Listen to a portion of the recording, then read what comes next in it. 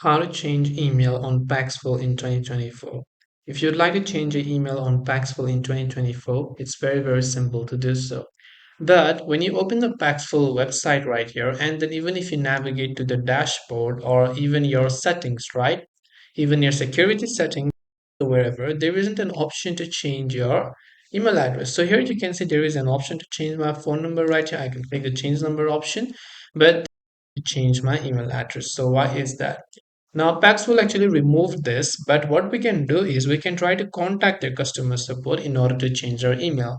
From the bottom right, you'll find this little chatbot. You can click on this chatbot icon and click on the contact us button.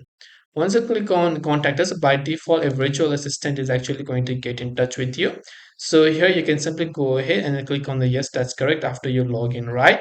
So I will select something else right here. Once I select something else, it says, how can I help you? You can just type in, I need help changing my email address right here and then just hit the send button.